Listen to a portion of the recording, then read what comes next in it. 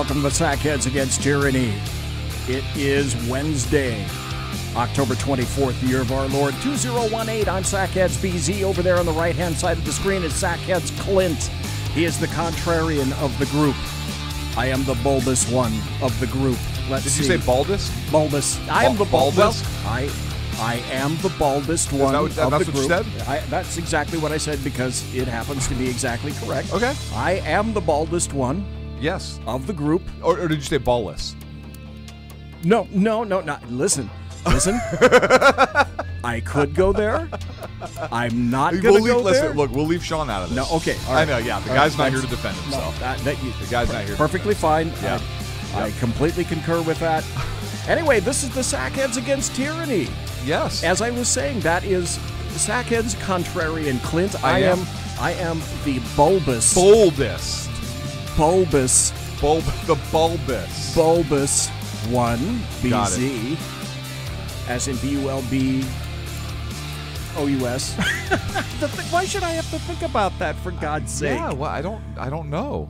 I shouldn't have to think of how to spell bulbous. Good Lord. Anyway, welcome to Comrade.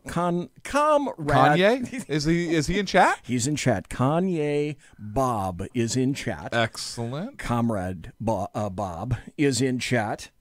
And one viewer is in chat. Hello, I'm viewer. sure other people will be straggling in as they obtain sobriety from last night's escapades.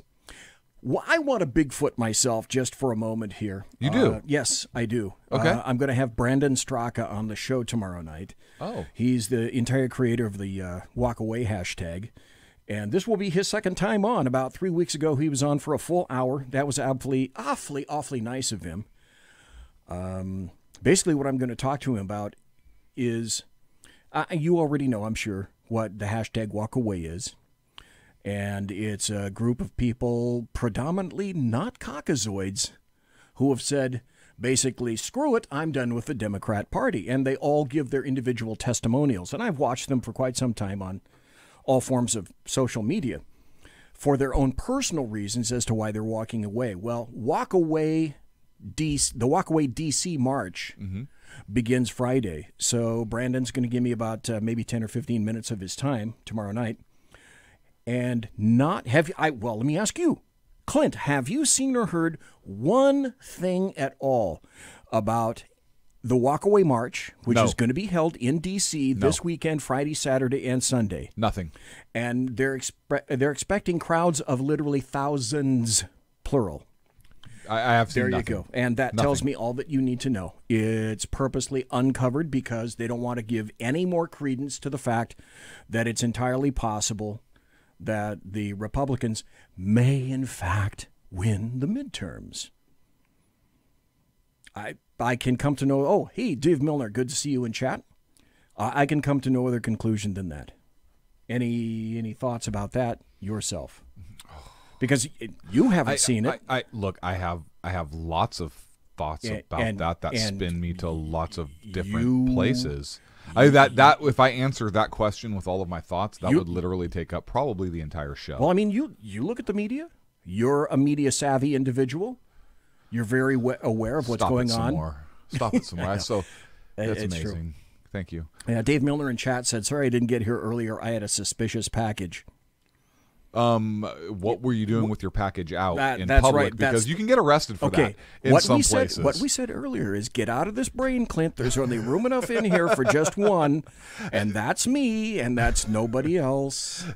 That actually happened to us earlier today, via text. It did. As we were coming up with just exchanging information, if you will.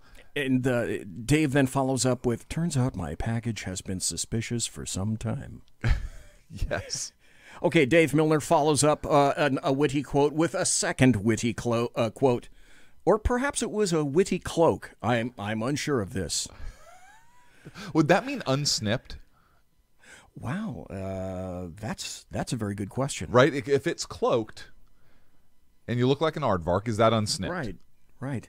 Why, is it aardvark or is it anteater? Is there a difference? I thought it was an ant. Well, historically speaking, in BZ's world, it's always been the anteater. Okay. You're an ant. I'm an anteater. But you're saying that in your world it was an aardvark. Yeah, except for the Pink Panther cartoons. Right? Do you remember? You're an ant. I'm an anteater. Do you remember those? Yes, now I do.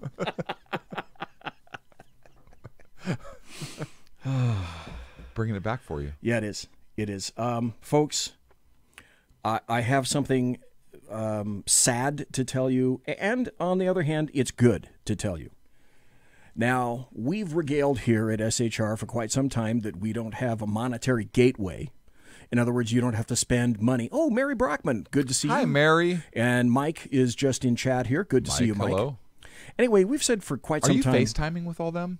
No, they're right here in chat. You say good to see them, so I didn't know if you have like a bunch of screens up there, like a Brady Bunch. There's 25 screens up here, and I'm waving. FaceTiming to them all or something. Yeah. Okay. What is FaceTime? Just checking.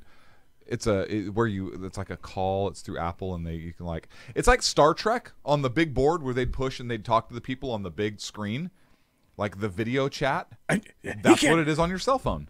He can't come in here. He'll see the big board. Yes. What movie's that from? Yes. Oh, come on, Dr. Strangelove. Yeah, I didn't catch that. Okay, all right.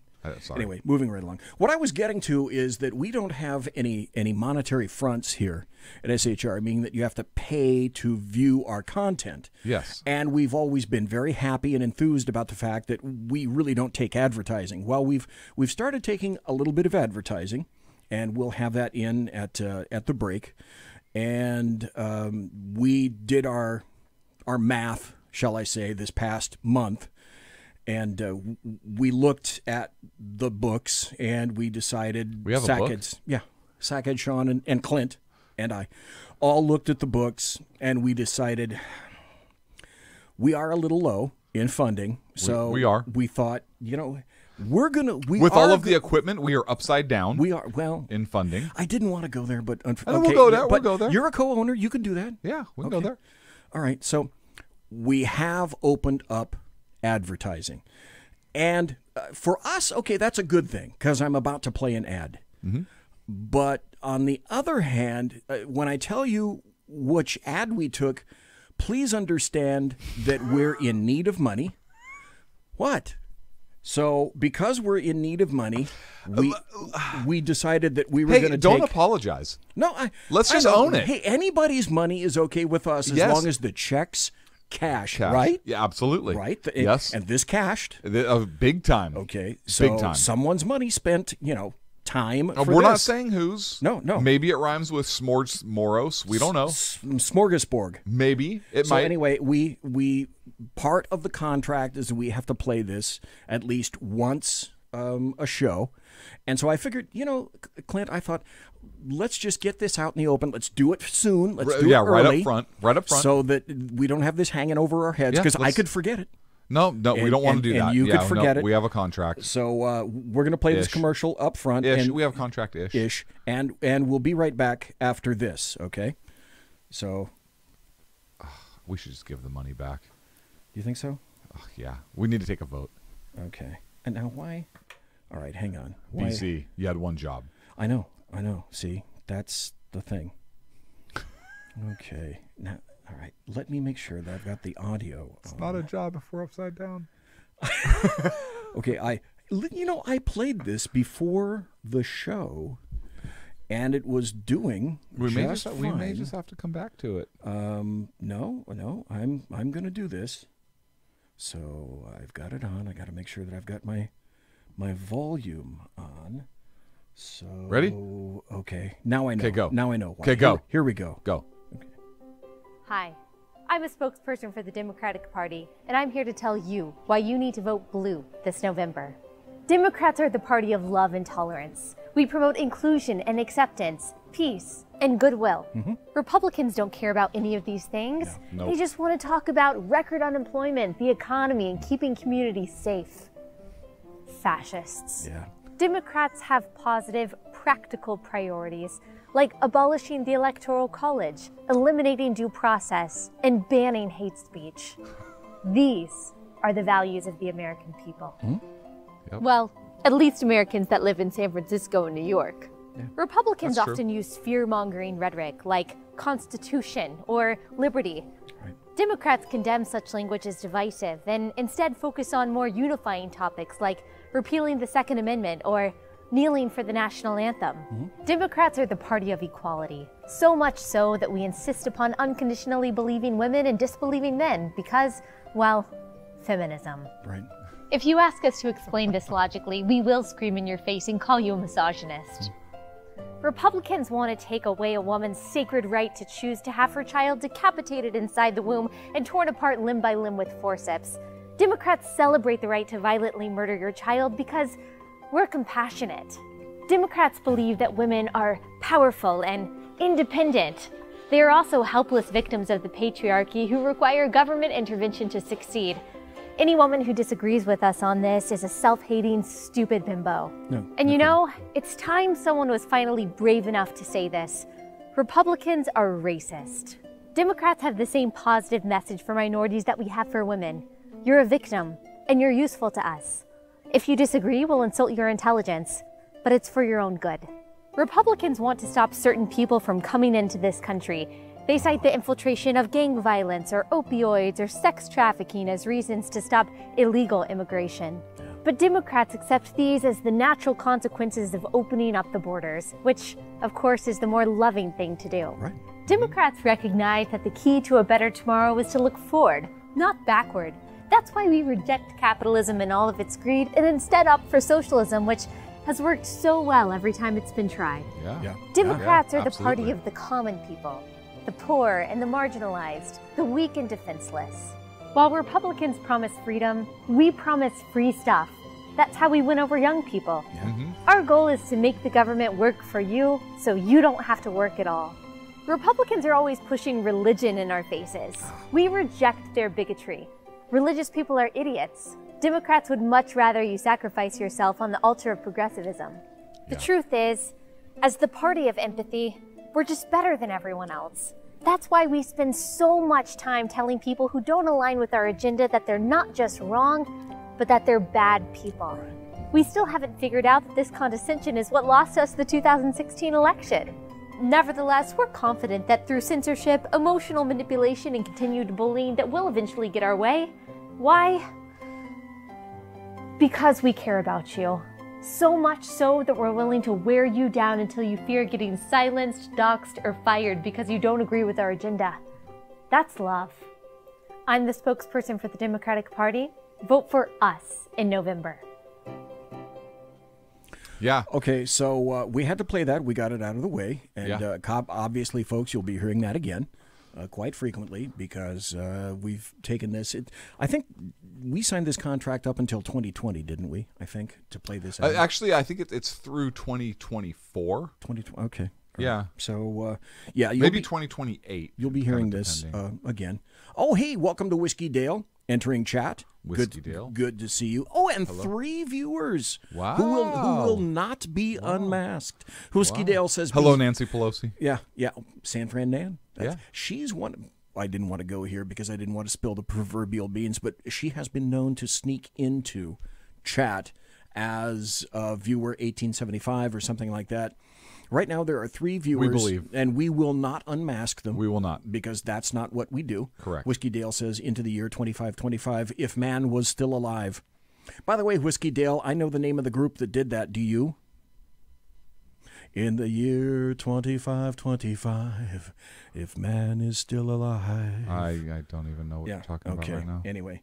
Boy, have we got some things to talk to you about tonight. The Chinese say, may you live in interesting times. And we live in interesting times.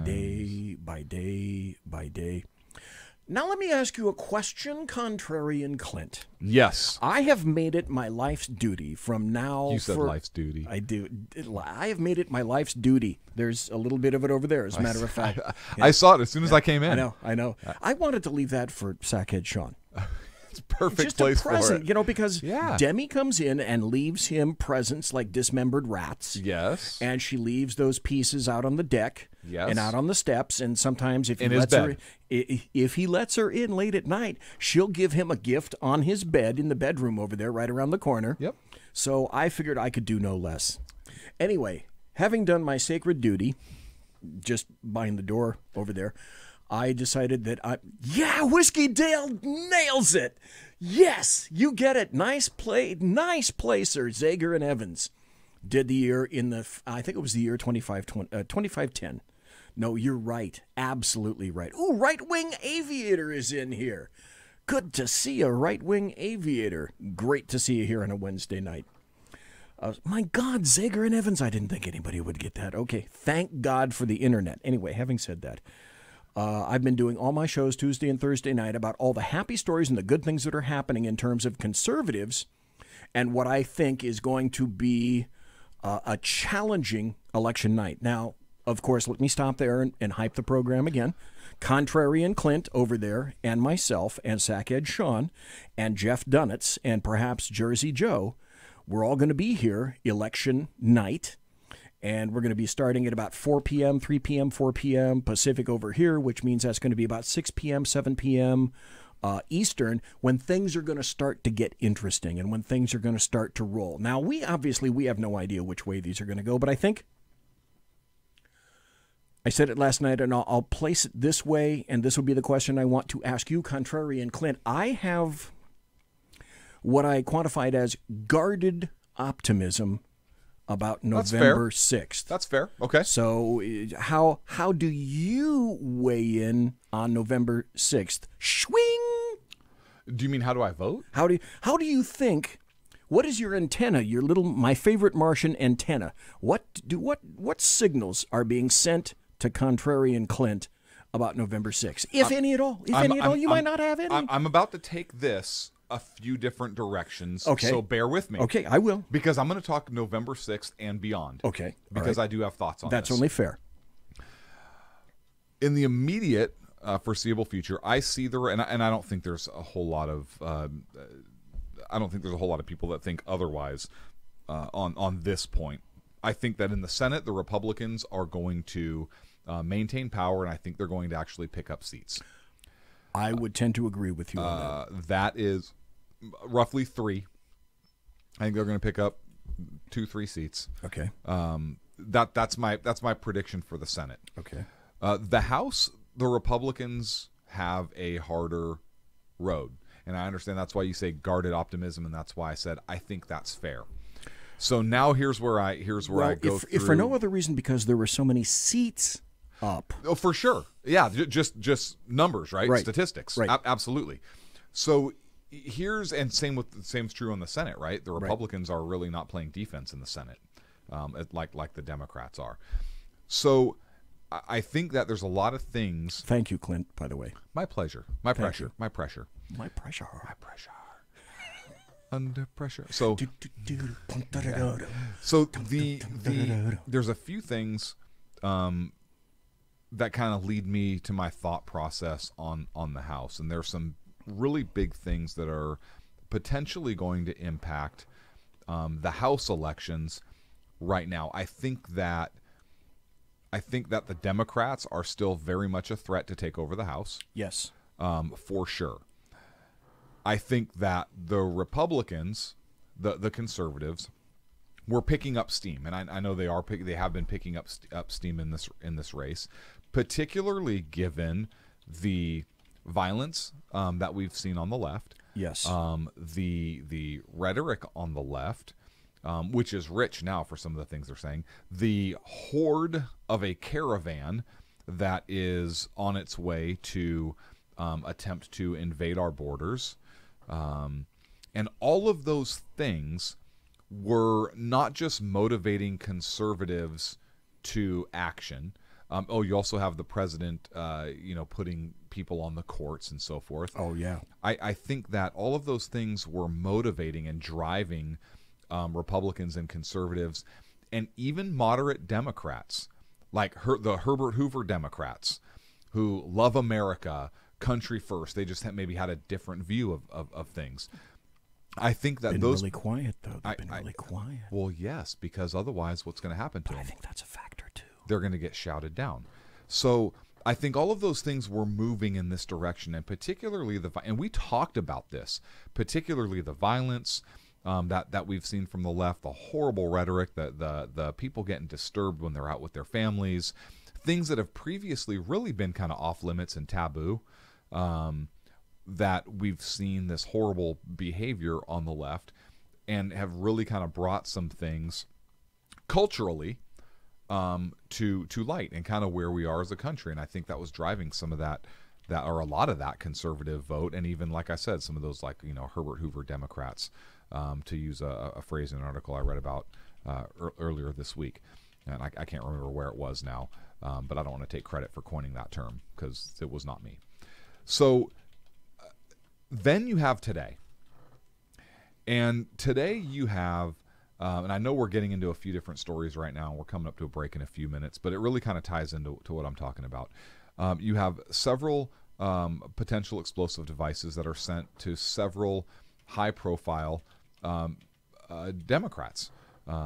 Former President Obama, Eric Holder, Maxine Waters. Now a story just came out. Yeah, that was new. I did not know about that. Maxine Waters told me. CNN, and you have Debbie Wasserman Schultz, I think, office was evacuated at one point today. So you have all of these Democrats now being targeted. And you have people on the left talking about, violent rhetoric. The president, the CEO of the jackass over at CNN, talking about, Trump needs to know that his words have consequences. Yeah. Of all of the shit that the Democrats have been saying, I don't even want to hear that from them. That is just such a ridiculous argument for anybody that's been paying attention to all the garbage that they've been saying. That I agree with them. I think it's bullshit that they're the ones that are saying it now. Right. Correct. I agree with them 100% in principle. But don't you dare come out and say that now that you're the ones, quote unquote, being targeted after all the shit that they've said. Yeah. And one Yahoo is sending. They were the instigators of that originally, by God. So I want to say this. If that person who is sending that, who's targeting these Democrats, is a conservative, look, horrible.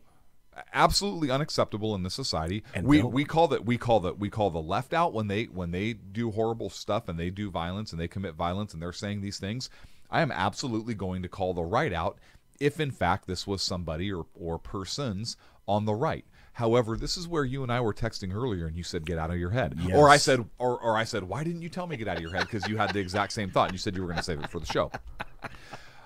And what I said was, look, I don't know that the timing on this and the targets are way too coincidental.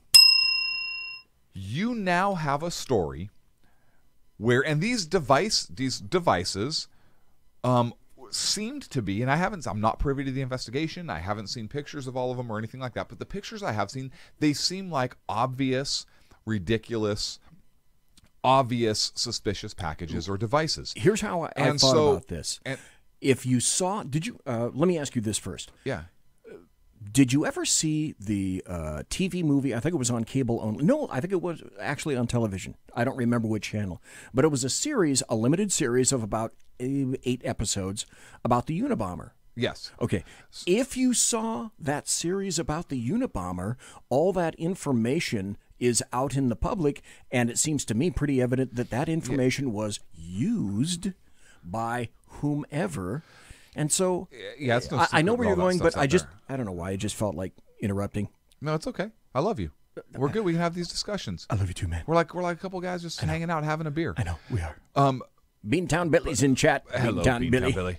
So I want to say this, that I think it's very coincidental. I would not be surprised if this turns out to be somebody on the left looking to shift their, because what are we not talking about today?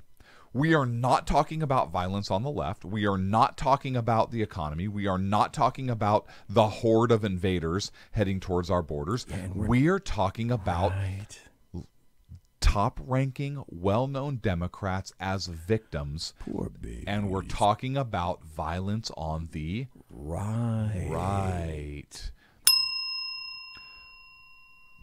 So again, I don't know that's the case.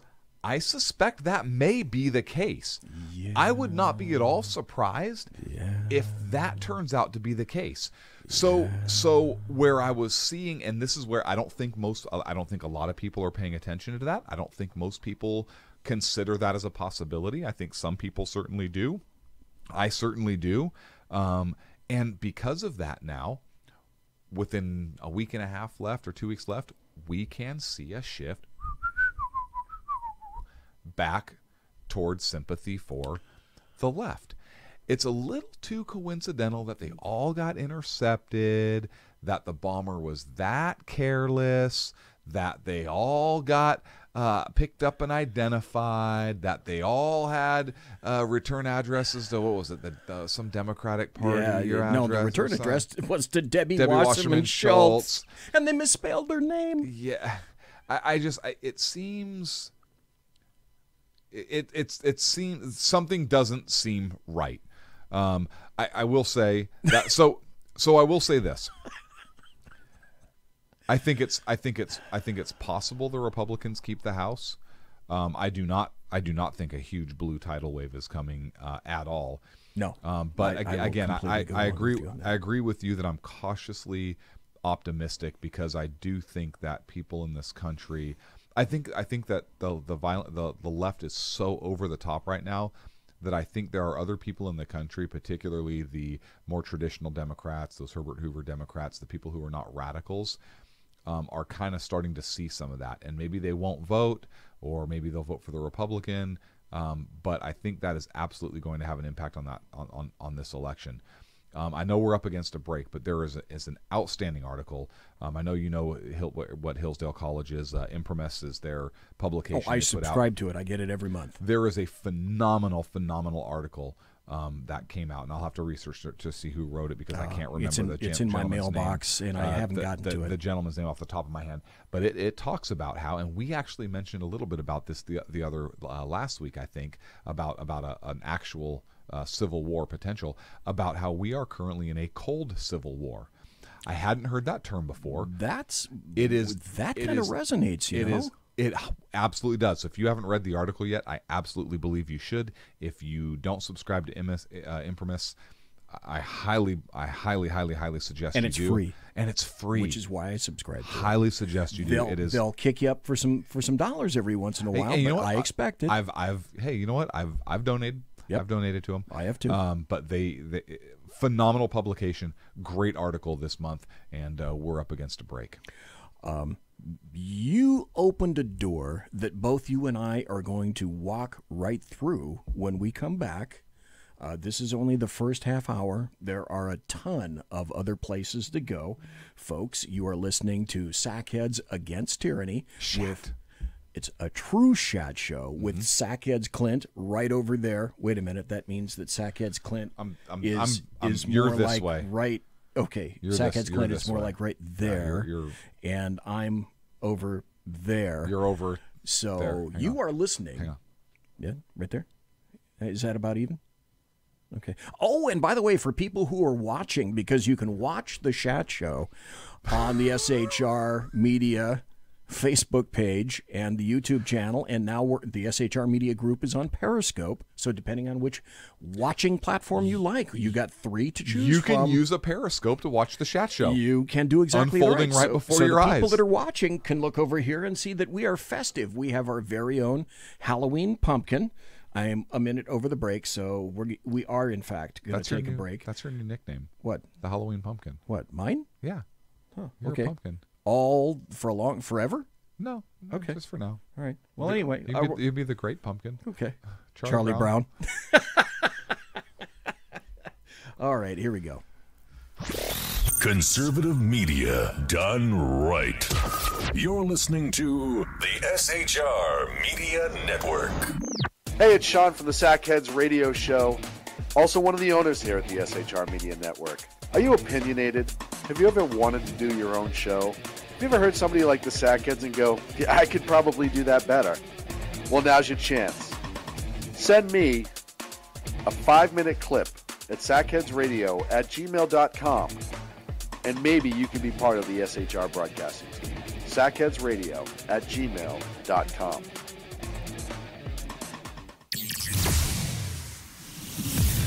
Broadcasting behind enemy lines in occupied California, a mere 2 miles from the state capitol, the bloviating Zeppelin's Berserk Bobcat Saloon radio show can be heard every Tuesday and Thursday night at 8 p.m. Pacific and 11 p.m. Eastern, only on the SHR Media Network. Go to shrmedia.com to listen. You can also watch on the SHR Media Facebook page and the SHR Media YouTube channel. No goldfish were abused in the making of this ad. When dirty politicians, shadow governments, and deceptive Islam blind the world with fake stream media smoke, their only fear is one man with a cane. I'm Dave Milner. Join me through shrmedia.com, highplanestalkradio.com, and the Western Free Radio Network at Spreaker, YouTube, and iTunes for a different perspective weekly on the Unpleasant Blind Guy. And catch me on Jeff Mitchell's EDL Radio on blogtalkradio.com. There's no surrender ever, because truth is not always pleasant. Hey guys, it's Sackhead Clint. I'm excited to tell you about a brand new show here on the SHR Media Network. I'm teaming up with the one and only all-powerful, the bloviating Zeppelin, sitting here to my left, bringing to you a fresh new show here on the network. It's Against Tyranny, and we'll be picking up where the Sackheads left off. Excited to be with you, sir. Sackheads Against Tyranny. We're going to chat. We're going to chat Wednesday nights. Sackheads Against Tyranny. Wednesday night, 11 p.m. Oh, it's the same time, right? 11 p.m. Eastern, 8 p.m. Pacific. Same SAC time, same SAC channel. Yep. SHRmedia.com. See what I did there?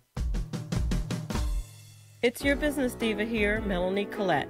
I am inviting you to a front row seat as I discuss some of the most intriguing details of wealth and finance with today's movers and shakers in the world of business. Listen in and discover financial truths on a global, domestic, and household scale. Uncover topics that will impact your wallet today and in the future. Money Talk with Melanie airs Monday through Friday, 5 p.m. East, 2 p.m. West, right here on SHR Media and High Plains Pundit Talk Radio. You can't afford to miss it. Human by race, Christian by faith, American by nationality, and conservative by choice. Reverend Ralph J. Chittum Sr. is the right guy on SHR Media from 8:05 to 9 p.m. Monday through Friday. And if on the rare occasion I am ever wrong, I will still always be right. The right guy on SHR Media.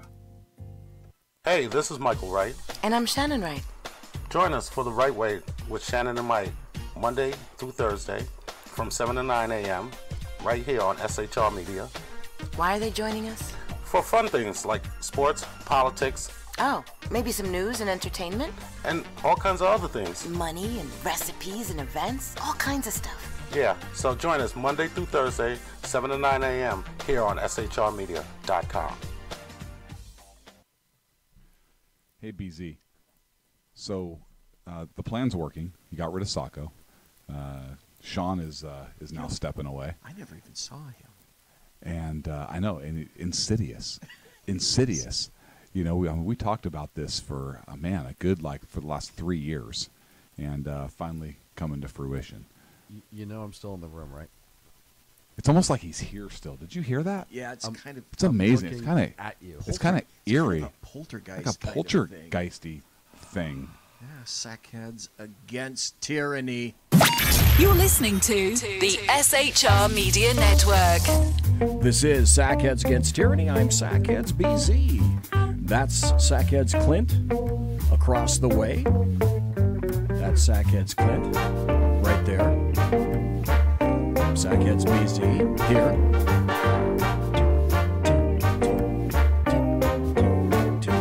And right behind us is the Sackheads Pumpkin, which will be here every time that we have a live show in the studio, the SHR Media studio.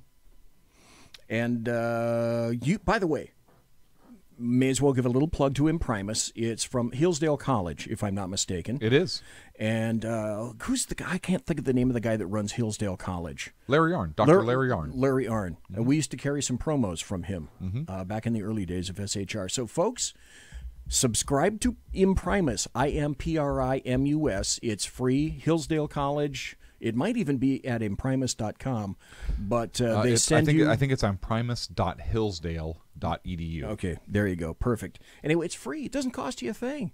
And I get it every month in the mail. You can send them a couple of dollars now and then, and they have great articles. Now, they'll be either... The thing that I like about these is that they're either going to be in-depth articles that don't just cover something in a glancing fashion. I mean, they go into the meat of whatever topic is displayed at the time. Yes, they do. Or I've also noticed that they cover speeches from very important people that come to Hillsdale and give a large presentation, again, in depth.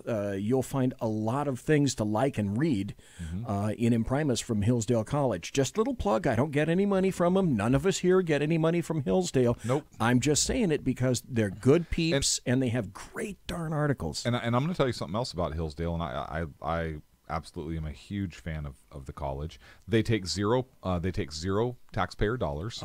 God bless them. Zero. For that. That's zero. Fabulous. And they also give free classes. They're not college. You don't get college credit per se. No. Oh, I but know they where you're going. They give free classes on a variety of topics.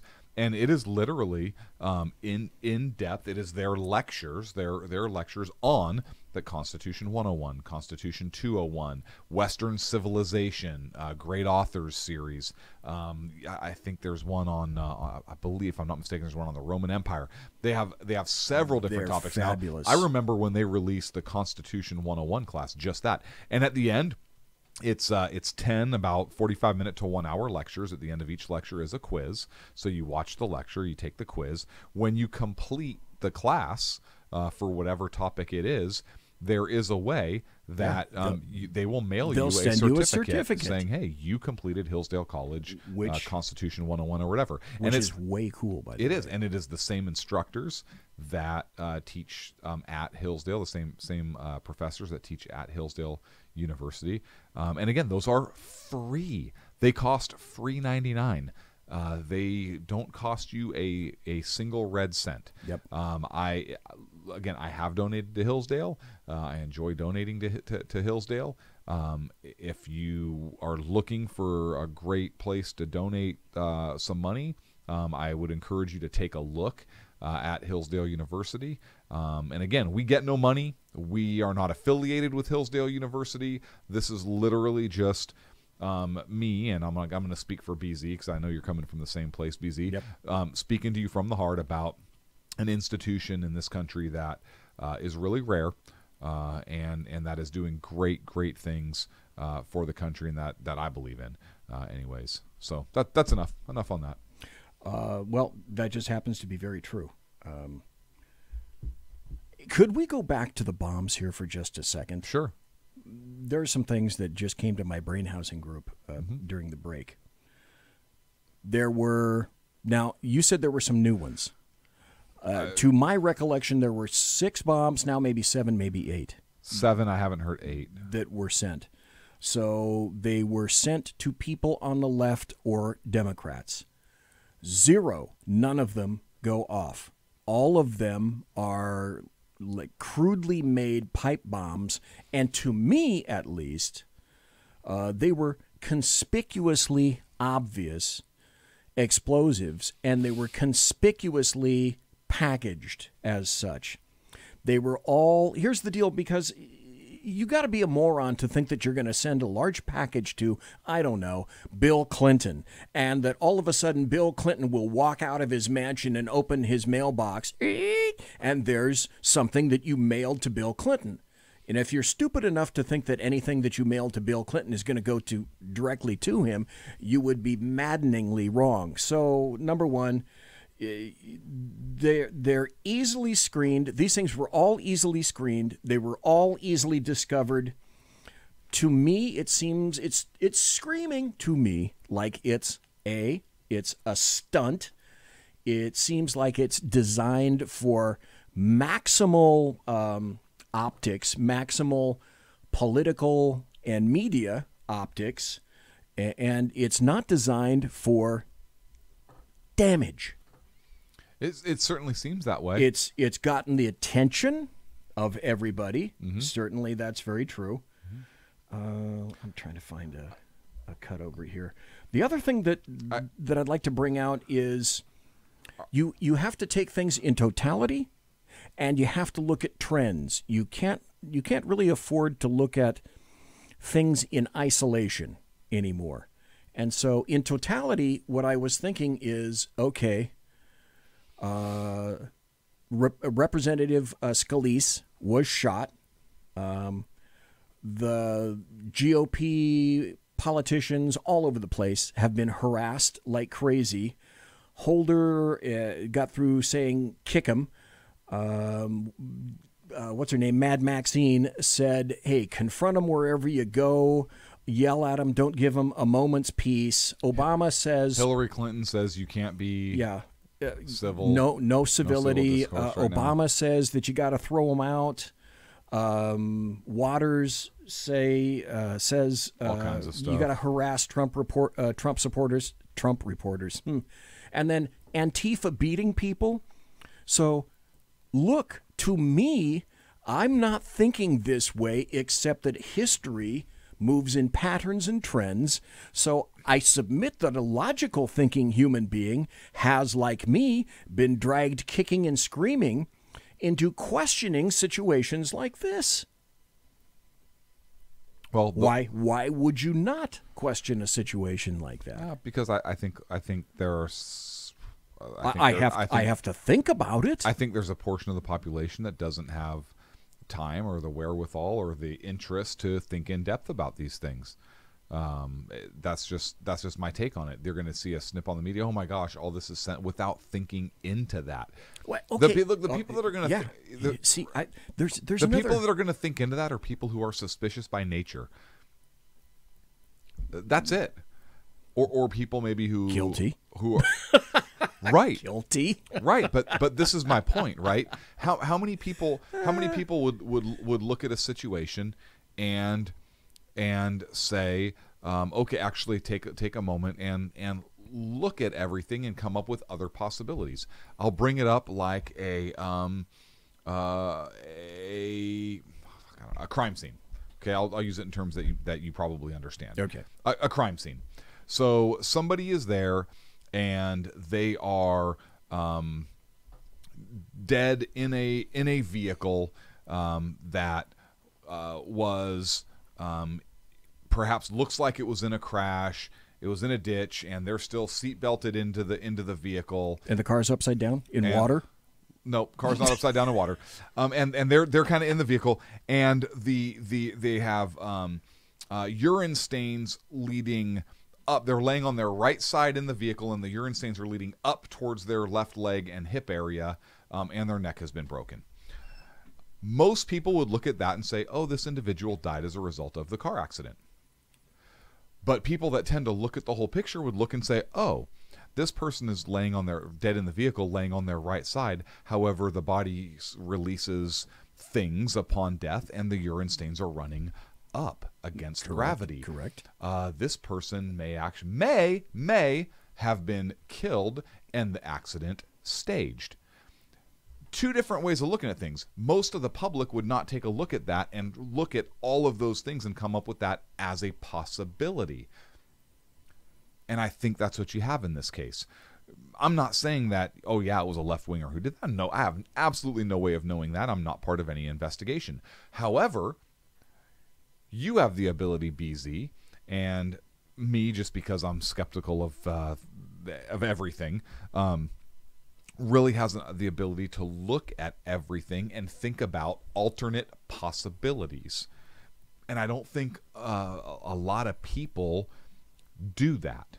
I think they take at face value what they hear on CNN as they're surfing, or MSN or MSNBC, or even Fox News as they're just kind of haphazardly surfing around. And even people who are pissed off, even people who are upset by all this that are happening, their talking points are literally what they're regurgitating from name the news network. Like I said, I try not to take things in isolation. Mm-hmm. And but does that make sense? Yes, it does. It makes perfect sense. because people have other things to do than some of the things that we do, which is examine everything because we come from... Are fucking crazy. Well, no, no, we're not, like, no, not we, literally. we come from the school of trust but verify. Yeah. That's sort of our nature. That's sort of our backgrounds. That's how we were raised. But there are some red flags on this that scream to me, and I suspect are screaming to you. The first thing after, not at the very beginning, but after I started listening to things today and started to assemble some things in my brain housing group, to me, this is not a serious bomber. This is someone who is doing this for effect, because a serious bomber would ensure that these things would detonate. These are essentially IEDs. Now, make no mistake, pipe bombs are terrible. There's a guy named Arlie McCree who I met in 1996 when I went to a tactical convention in Las Vegas, and I watched him take det cord and breach a door in the parking lot of one of these big motels. Arlie McCree was a detective for LAPD, and at the time, he was like God, little g, in the world of IEDs and explosives and EODs, explosive ordnance details. Arlie McCree was killed, and I got a note from his son saying, thank you. I wrote a real nice thing about his father, and I met him and everything. Arlie McCree was killed about a week after I met him by a pipe bomb, the simplest of things possible, when he began to unscrew a cap, and there was black powder in the flanges of those caps, the butt ends of the caps. So if these are pipe bombs, these can detonate easily, and you can make them, force them to detonate easily, and they haven't. There have been, to me, a number of mistakes made. In chat, I don't even remember where, somebody said they misspelled Florida. Okay. John Brennan, for example, is not a contributor for CNN. He's a contributor for CNBC or NBC. If you're smart enough to make bombs like that, you're smart enough to pay attention to those particular details. I look for trends and consistencies. I'm seeing inconsistencies. In other words, let me back up a little bit and say something as simple as this doesn't pass the smell test. None of these were delivered to anyone's residence. It doesn't pass my smell test. You know, and the other thing, so these are classic suspicious packages, though, right? Because you have misspellings, excessive postage. Yes, but you look at the stamps and the postage on the stamps. There's an assload of these things. It's like an Acme poster in a Looney Tunes cartoon. It is, because trust me, you know already this. Mail rooms across the United States have been told for 2 decades now, especially after the Unabomber in the 70s, look for packages with too much postage. The other thing that I've seen in a number of the photos is that they haven't been canceled. The stamps weren't canceled. You know, stuff like that it tends to just really scream out to me. Again, it just doesn't pass BZ's smell test. And look, there is a possibility that there is somebody out there who maybe is conservative, who is just batshit crazy and can't spell right, and looked on the internet for some stuff and was literally in his boxer shorts and his freaking t-shirt making this stuff. It's possible. No, Whiskey Dale in chat says BZ is right. This doesn't pass the spell test.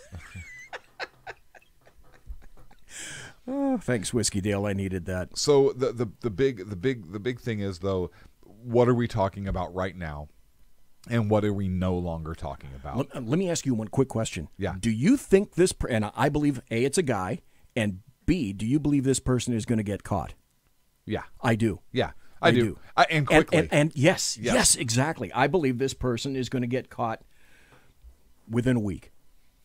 Maybe 2 weeks at the outset, but fairly soon. Got to catch him before the midterms.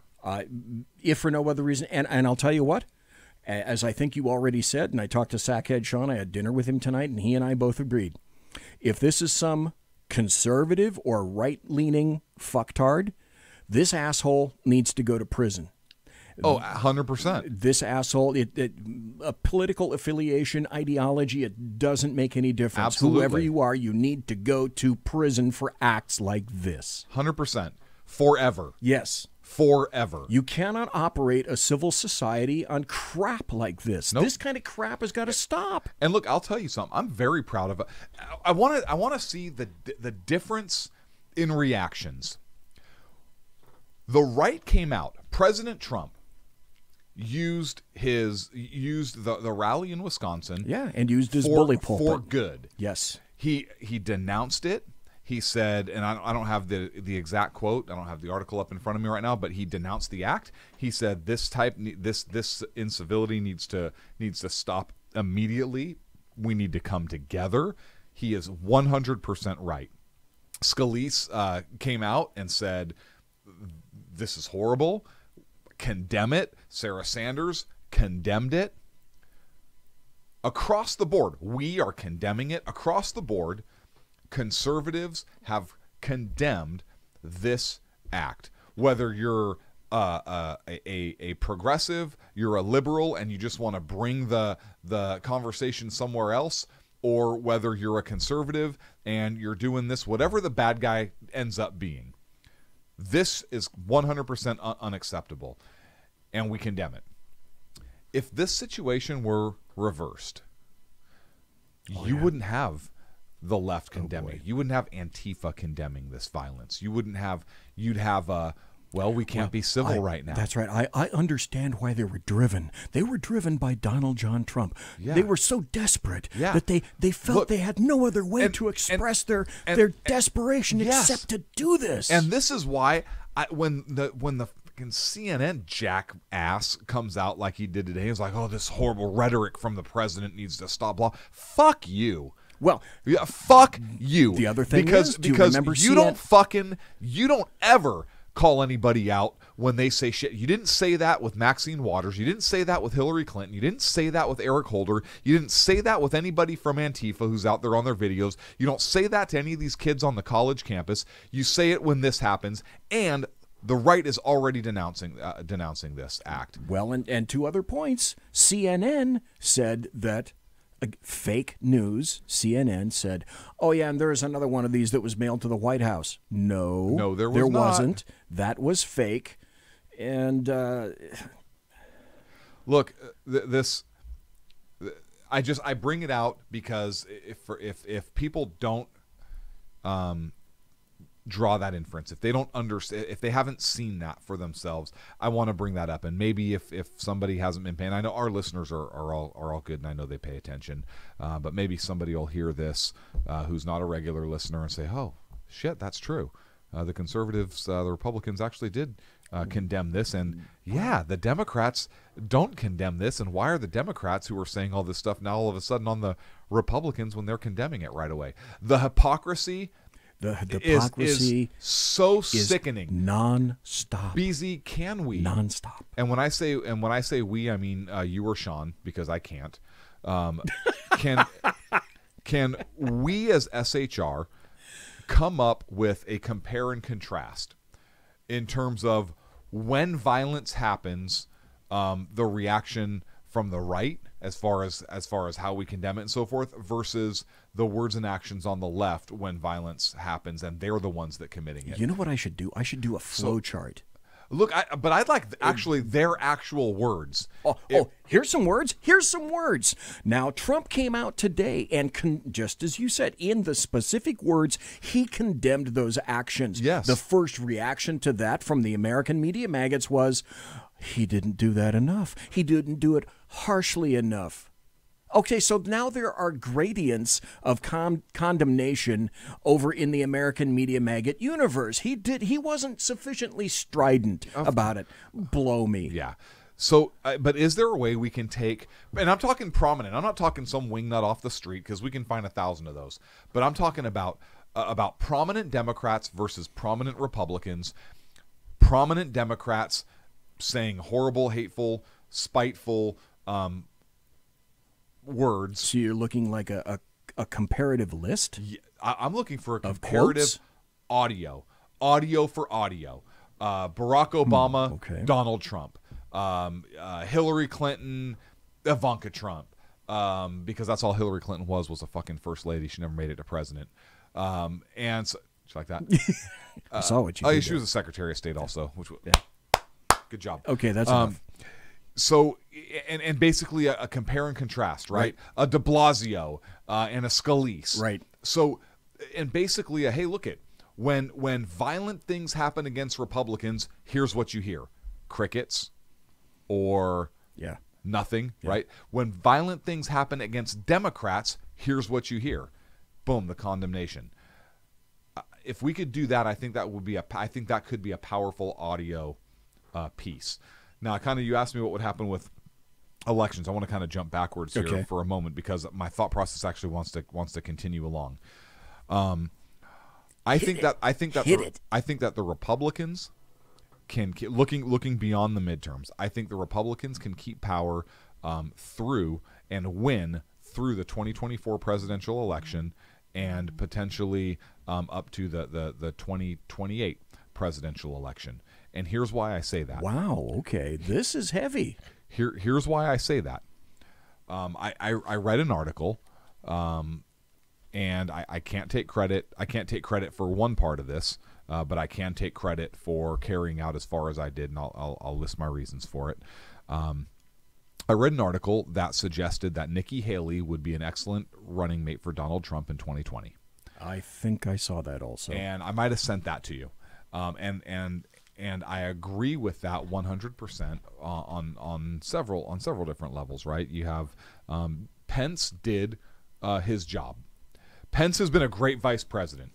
He has done a great job of supporting President Trump. He's a great support, and he's perfectly background. And yes, and he delivered the conservative evangelical vote, which Trump did not have. And at the end of the Kavanaugh hearing, if you remember, with his Secret Service agents, he could have gone out the back door. He went right out the fucking Pence middle. said he went right out from the Senate Judiciary Committee in the midst of all those tards out there. Yep. Okay, feather in Pence's cap for that. Absolutely. From BZ. Absolutely. So, but politically, he did his job. Yes. And he's there in the Senate if need be. With the way Donald Trump has been governing, and with his Supreme Court picks who have been confirmed, Donald Trump has solidified the conservative evangelical vote. He no longer needs Pence for that. What he needs now is the minority female vote. And Nikki Haley fits both of those bills.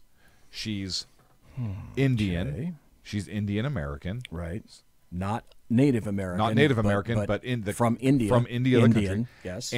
And she is female. She is wickedly smart. Even those on the left have talked about how she's done a good job in the United Nations, even though they may not have agreed with everything she's done. She's a strong leader, a strong woman. She did in South Carolina, if you remember, and I wasn't happy about it because of the historical aspect. I know where you're going. With the flag, correct? Right, the stars and bars of Lee's battle flag, and I believe a statue too, also, if I'm not mistaken, or was it just the flag? I don't remember the statue. I know it was the flag. Okay. So she has gone against Trump on some things, but she has also supported his agenda fully in the United Nations. Nikki Haley needs to do something to keep her relevant, because she can win the presidency of the United States. I don't think that she's not going to. I don't think she's going to run against Trump. I think the Republicans would be stupid to run against Trump, and I think most of them know that, because you look at where the economy is and the popularity that he has. Boy, do I have some thoughts on that when we come back. And so let me finish. I know we're going to be a couple minutes over here, but I wanted to circle back to this because You're- I told you earlier this was going to go a lot of different places. You're giving right? me great ideas. So I think that you got to find a place for Pence. And again, this article suggested Nikki Haley's a running mate, and I thought it was a brilliant move. And as I thought about it, I have a lot of different thoughts going, probably like you're having right now.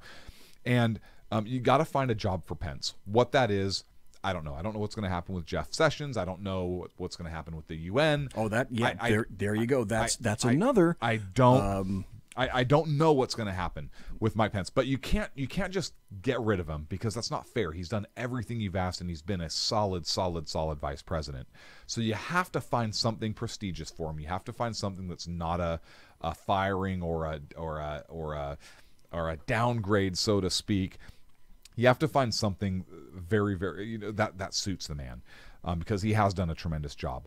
But Nikki Haley, if Nikki Haley is Donald Trump's running mate in 2020, I predict a Trump victory in 2020. If the economy keeps going how it's going, I predict a Nikki Haley victory in 2024. I predict a Nikki Haley victory in 2028.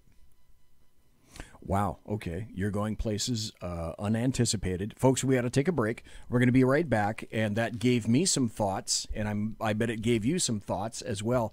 My God, we went long. We went all the way through our first hour already. We are in our second hour. It's Sackheads Clint and Sackheads BZ. You're listening to the chat show, The Sackheads Against Tyranny. Conservative media done right. You're listening to the SHR Media Network. Hey, it's Sean from the Sackheads Radio Show, also one of the owners here at the SHR Media Network. Are you opinionated? Have you ever wanted to do your own show? Have you ever heard somebody like the Sackheads and go, yeah, I could probably do that better? Well, now's your chance. Send me a 5-minute clip at sackheadsradio@gmail.com, and maybe you can be part of the SHR broadcasting team. sackheadsradio@gmail.com.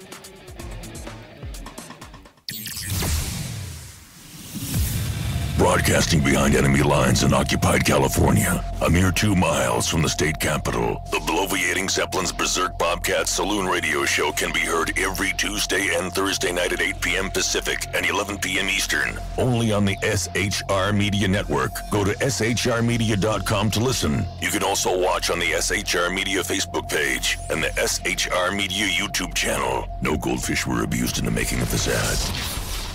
When dirty politicians, shadow governments, and deceptive Islam blind the world with fake stream media smoke, their only fear is one man with a cane. I'm Dave Milner. Join me through shrmedia.com, highplainstalkradio.com, and the Western Free Radio Network at Spreaker, YouTube, and iTunes for a different perspective weekly on the Unpleasant Blind Guy. And catch me on Jeff Mitchell's EDL Radio on blogtalkradio.com. There's no surrender ever, because truth is not always pleasant. Hey guys, it's Sackhead Clint. I'm excited to tell you about a brand new show here on the SHR Media Network. I'm teaming up with the one and only all-powerful, the bloviating Zeppelin, sitting here to my left, bringing to you a fresh new show here on the network. It's Against Tyranny. And we'll be picking up where the Sackheads left off. Excited to be with you, sir. Sackheads Against Tyranny. We're going to chat. We're going to chat Wednesday nights. SHAT. Sackheads Against Tyranny. Wednesday night, 11 p.m. Oh, it's the same time, right? 11 p.m. Eastern, 8 p.m. Pacific. Same SAC time, same SAC channel. Yeah. SHRmedia.com. See what I did there? It's your business diva here, Melanie Collette. I am inviting you to a front row seat as I discuss some of the most intriguing details of wealth and finance with today's movers and shakers in the world of business. Listen in and discover financial truths on a global, domestic, and household scale. Uncover topics that will impact your wallet today and in the future. Money Talk with Melanie airs Monday through Friday, 5 p.m. East, 2 p.m. West, right here on SHR Media and High Plains Pundit Talk Radio. You can't afford to miss it. Human by race, Christian by faith, American by nationality, and conservative by choice. Reverend Ralph J. Chittum Sr. is the right guy on SHR Media from 8:05 to 9 p.m. Monday through Friday. And if on the rare occasion I am ever wrong, I will still always be right. The right guy on SHR Media. Hey, this is Michael Wright. And I'm Shannon Wright. Join us for The Right Way with Shannon and Mike, Monday through Thursday from 7 to 9 a.m. right here on SHR Media. Why are they joining us? For fun things like sports, politics. Oh, maybe some news and entertainment? And all kinds of other things. Money and recipes and events, all kinds of stuff. Yeah, so join us Monday through Thursday, 7 to 9 a.m. here on shrmedia.com. Hey, BZ. So the plan's working. You got rid of Sacco. Sean is now stepping away. I never even saw him. And I know, and insidious. You know, we talked about this for a good for the last 3 years, and finally coming to fruition. You know, I'm still in the room, right? It's almost like he's here still. Did you hear that? Yeah, it's kind of. It's amazing. It's kind of at you. It's kind of eerie. Kind of a poltergeist. Like a poltergeisty thing. Yeah, sackheads against tyranny. You're listening to the SHR Media Network. And we're back. It's the second hour. Live and direct from the SHR Media Network studios. We are broadcasting east, 2 miles east of the Bill Mill, what I call the locus of evil on the entire left coast, the capital of Fornicalia, Sacramento, where after we leave at night, Sackheads Clint and Sackheads BZ, when we exit the door over there on our left, your right, the first thing we smell as we exit is, hey, look, we can smell the brimstone, and the sulfur emanating from emanating from because that's where the prevailing prairie winds take it, and it comes east, and we go, oh, there they are, crafting more bills again in the dead of night, hoping to pass them in the dead of night. We had an interesting conversation during the break. We did. It was actually a segment unto itself. And yes, and I think we might relive it here because, I call Sackheads Clint a contrarian because sometimes he'll take a contrary argument just to argue the fuck with you. For whatever reason, that's just... Listen, you either love him or you hate him, okay? But that's why I call him contrarian. And I don't Clint. care either way. No, he doesn't. Boy, I sure know about that. Yeah, not okay, at all. so there we were on the break, and I brought up immediately after the break, because I was going to talk about it after the break. I said, I'm not really convinced that Nikki Haley did the right thing in announcing her retirement from as UN representative. And I thought that the timing on that wasn't really good, and I wasn't very happy about it because she announced it before the midterms, and I said I didn't think the optics were real good on that because she stated that she was going to retire, or wasn't going to retire, I should say, until either the end of the year or the beginning of 2019, one of the two, right around in there. January. So I thought, I'm not real happy about that. And Clint and I were talking back and forth on that, and this is what Clint said. Oh, you have it recorded? Yeah, I do. No, go ahead. You're doing great. So I can't exactly quote you very well, but you said... It's because I'm so freaking brilliant. I dizzy myself sometimes. It's true. So you said President Trump... Well, you said you thought there was some potentially bad blood. I thought there may have been some bad blood, and I said I don't think it put President Trump in a favorable light, and he lost some gloss and some shine over that. Mm-hmm. The timing irritated me, and then you pointed out some things about Trump. Yeah, I said I don't think that it was negative. I don't think it was mostly negative. Maybe there was a little negativity. I don't know. I don't think it was mostly negative. And I said that because of the following. They have had public spats before. They have had public disagreements before. They've had, head-to-head disagreements in the past. And neither one of them. Look, Nikki Haley is a strong personality. She is not afraid to tell you when you're wrong. She's not afraid to share her opinion, and even if it's unpopular. Confronted people in the UN she quite is clearly. Not afraid to confront people, and neither is President Trump. President Trump is not one to hide his feelings on anybody. And so if there were bad blood there, and you look at how other people have left the administration, and you could tell there was bad blood. When Donald Trump's not happy with somebody, Jeff Sessions, he's been pretty obvious about it. Bones about it. Look at the past. Look at past statements on name the person: Ted Cruz, Scott Walker, Nikki Haley.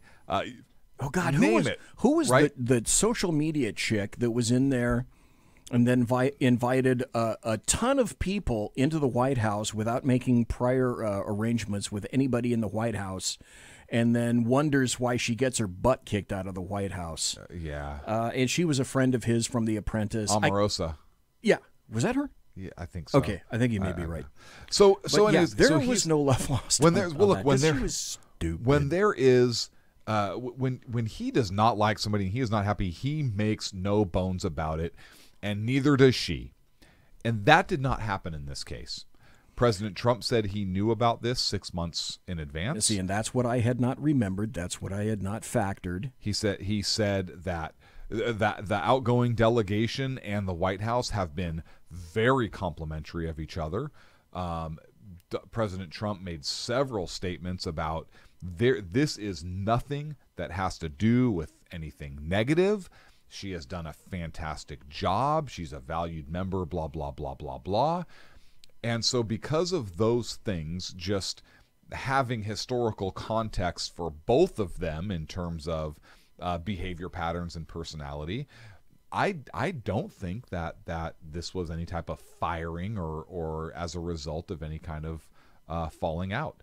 I think Donald Trump respects the hell out of Nikki Haley because she is she's an attack dog, and Donald Trump likes strong personality people. I would definitely agree with that. Male or female. He has had women, people in women in positions of power. So I don't think it's a gender issue or anything like that. Nikki Haley fits the bill for the type of person that President Trump likes. And you said that I might have convinced you. Particularly in light of the fact I'd forgotten that he said that he was already aware of this decision. The one thing I did recall was no one else was prepared. No one else knew that was happening. And I thought the timing didn't feel right to me. And I thought if you really were going to be considerate of Trump, you would have made this after the midterms. This is interesting. Whiskey Dale in chat says, for once, Clint is right. I'm right a lot, Whiskey Dales. That's interesting. God, that's another reason why I like you guys in chat. There's a ton of stuff to go over. We went over the bombings. Let's see if I can find this. There was What we do on the show is on our days off, Clint will send me topics through news articles, and I will send him topics through news articles back and forth to each other on our smartphones, which are infinitely smarter than we are, which is why we utilize them. He sent me a story which was from Michael Gillen, I think Guillen, PhD. This was an opinion piece. And when I saw the headline that Clint had sent, I thought, okay, this looks like something out of a bad InfoWars article. Like The Onion. Yeah, it looks like something this could have been out of The Onion, for example.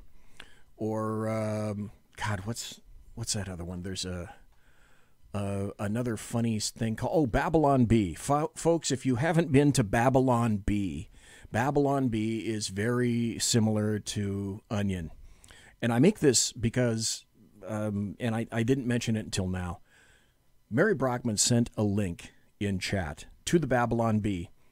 And it says, and I loved this, it says, suspicious package mailed to Joel Osteen found to contain a Bible. Okay, I thought that was funny. Anyway, this article has a headline that I'm guessing you're looking up right now. The article says, sketchy genetic engineering practices could spell the end of the world as we know it. And of course, that REM song came to my mind. It's the end of the world as we know it, and I feel fine. So I don't feel fine after reading this article. because this was a disturbing article, as a matter of fact. It starts out by saying, last century the world was upended when science breached the inner sanctum of atoms and created the A-bomb. Today we're hacking into the inner sanctum of living cells, and the consequences, for better or worse, spell the end of life as we know it. That's a rather startling statement in your very first damn paragraph. That's a hell of a statement to make. I mean, is that what caught your eye? So I read science and technology articles quite often. Okay. We don't discuss a lot of them here on the show, but we've had discussions about aviation and space exploration and so forth. So lots of history, you bet. I do enjoy those articles, and so that's what caught my eye with this, was kind of the whole. That's kind of an interesting headline. I wonder what this is about, and then kind of an interesting grab.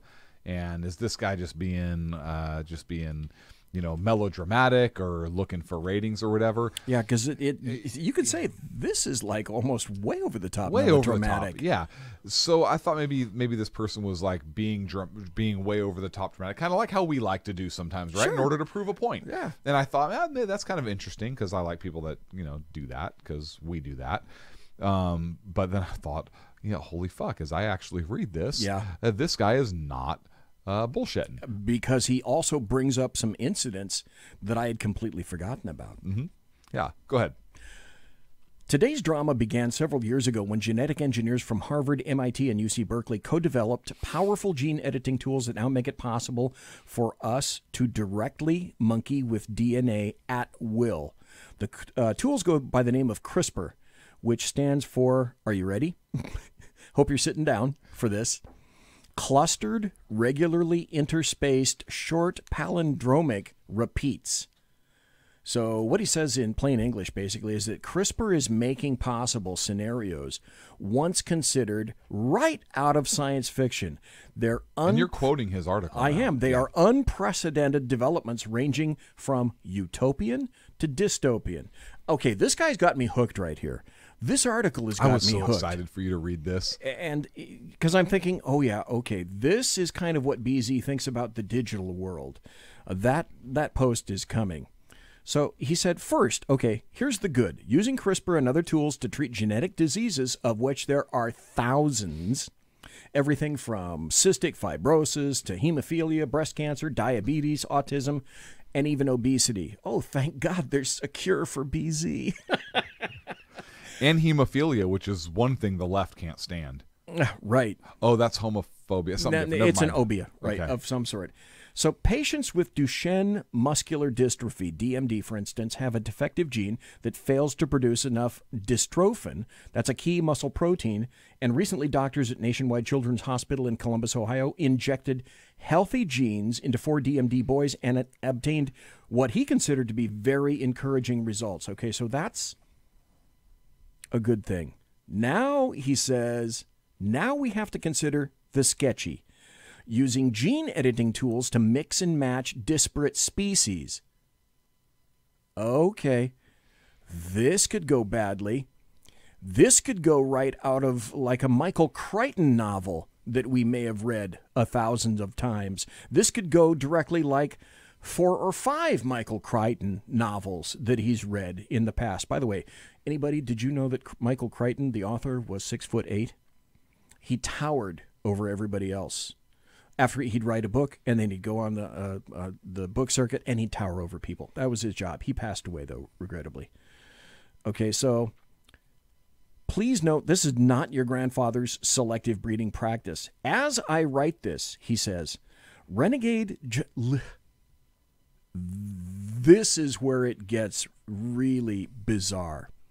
Renegade genetic engineers in California and Minnesota are creating pig-human and sheep-human chimeras whose vital organs are human. They're doing it against the wishes of and without any funding from the National Institute of Health, NIH, but they're reportedly motivated by a noble cause, okay, to create a limitless source of body parts for patients in need of them. So I want to interrupt you real quick. How does he know this is happening? I didn't see a source cited for that. Okay. It indicates at the top of the article that he's a PhD, so that indicates to me that he somehow has a toe in the water of the doctoral indicates, community but he doesn't say, somewhere. He doesn't say, hey, this is happening and I know about it based on X. He just kind of dangles it out there. That's one part of the article I was kind of like, that's interesting. I'm sorry to interrupt, BZ. No, that's okay. Call that out. And he poses a really excellent question. He says, okay, what if the human cells in these illicit chimeras proliferate beyond their vital organs, to their brains, for instance? These resulting creatures, possibly capable of human thought, could no longer be considered just pigs. We're not near the island of Dr. Moreau, but science moves fast, says David Resnick, an ethicist at the NIH. The specter of an intelligent mouse stuck in a laboratory somewhere screaming, "I want to get out," would be very troubling to people. Then there's another scientist, Hiromitsu Nakuichi, a Stanford University biologist who's trying to make human-sheep chimeras, concedes such a thing could happen.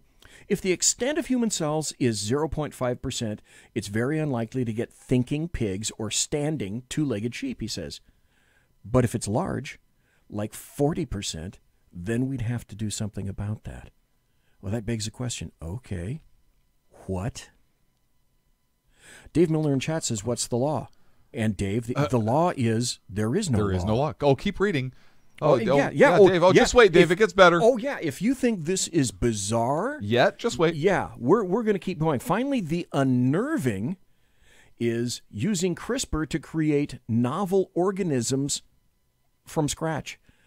We're going from reading our genetic code to the ability to write it, declares renowned geneticist Craig Venter.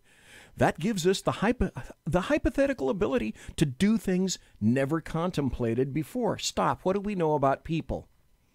We know that people, by their very nature, will push everything to the ragged envelope edge and then beyond.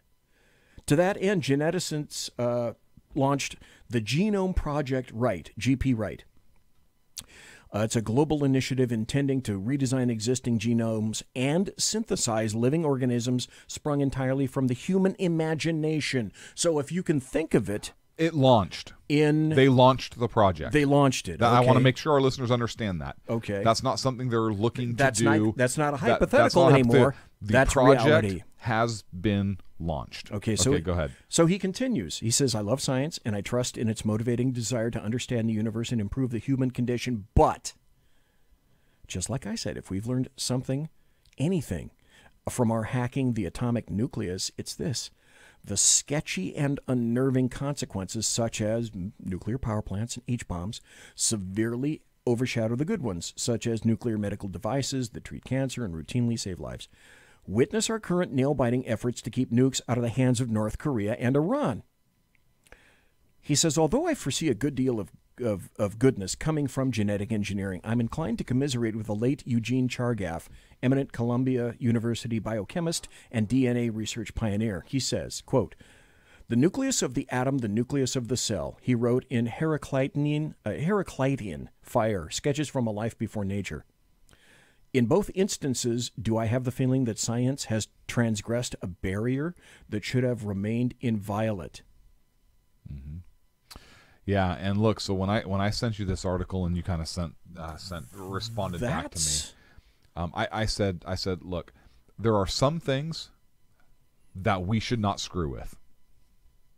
There are some things that man is not meant to understand. Man being mankind. So for any feminists out there that are just freaking screaming at me right now, just CTFD, calm the fuck down. Knock that crap off.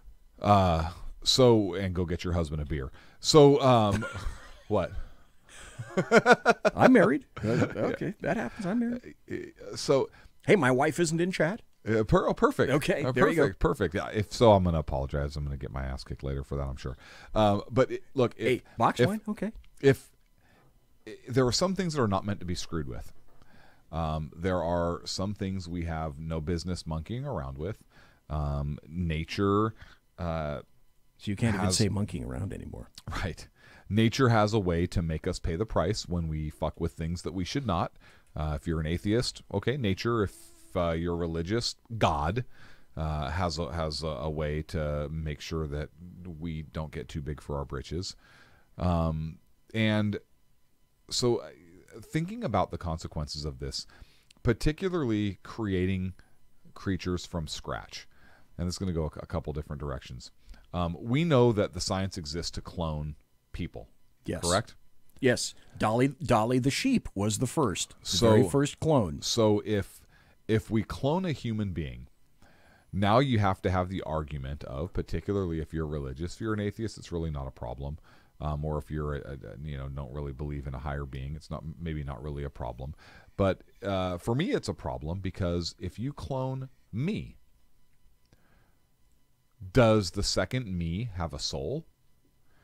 If it doesn't have a soul, then is that second me really any different from Dolly the sheep or a pet dog or anything else? Well, does the second me get all of my memories, and can I, if I continue to clone myself, live in perpetuity? Because one body dies, and so I'll just come with a new one. And if so, where does my soul go? There's a whole lot of theoretical questions. And the other thing is, if your clone, let's say your first clone, is a thinking individual, and we don't even have to call it a human, but it thinks, it can rationalize, like AI, for example. It's like a super upper tier AI. Number one, do you afford it rights? And number two, if so, what rights? Well, if you afford those are massive questions. Here's what you have to answer. Is it a human being? Yes. Is it a United States citizen? Yes, because it was naturalized here, correct? Or born here, I guess. Yeah, tube here. And if so, then yes. The answer would have to be yes. But I'm talking from a different perspective, not necessarily from a legal perspective. But yes, if it's a rational, capable of rational thought, emotions, pain, all that other stuff, it's not property. Is it a human? Yeah, and what makes us exactly? Is it chattel? What makes us human? Does it belong to a university that created it? Does it belong to the organization that funded it? Is it a slave? What is it? I don't know. And if it doesn't have a soul, do we care? Do we care? I do. And people are going to ask. Is it human? Well, you have no way to answer that, right? So there are so many repercussions that are so much deeper than just a science. It's really the question about, should we be doing this? I think the answer is absolutely not. But let's go back from creating species from scratch. There's a reason. If a species is not here, there is a reason that species is not here.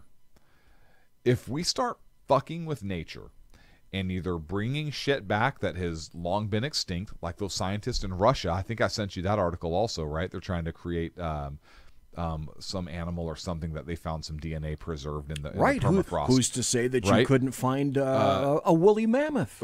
Well, I think that's what it is. Yes. I think that's what it is, the scientists in Russia. And say that you are motivated. I love the woolly mammoth. How cool would it be to be a scientist and pull off cloning a woolly mammoth? No. And watch it become a huge woolly mammoth. Fuck no. Look, there's a reason why woolly mammoths no longer roam the earth. There is a reason. Their habitat no longer exists.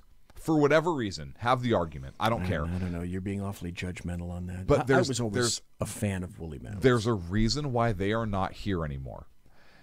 And if you start creating species that were not meant to be created, that nature didn't create or that God didn't create, and I don't want to hear, God created the species through man. Bullshit. If it was not created through God, through nature, or if you don't believe in that, through nature, there's a reason that species does not exist. How do you control that creature? You don't know how it's going to react. If you take the best parts of all these species, almost like Predator, right? Take the best to create some awesome super species. You have no idea how that is going to react. You have no idea how to control the will of that creature, or you don't know what that creature is going to consume, or the habitat it's going to prefer, or the environment, or the reactions. There are so many unknowns. Or whether human beings will become tasty. Look, and this is one of my points, right? You have no way to control because you can't control nature. You may create something. You cannot create or you cannot control, try as you might, how that creature is going to think, move per se, evolve per se, or if you don't like the term evolve, learn, adapt to the environment, overcome things that it may see as obstacles. They are unpredictable.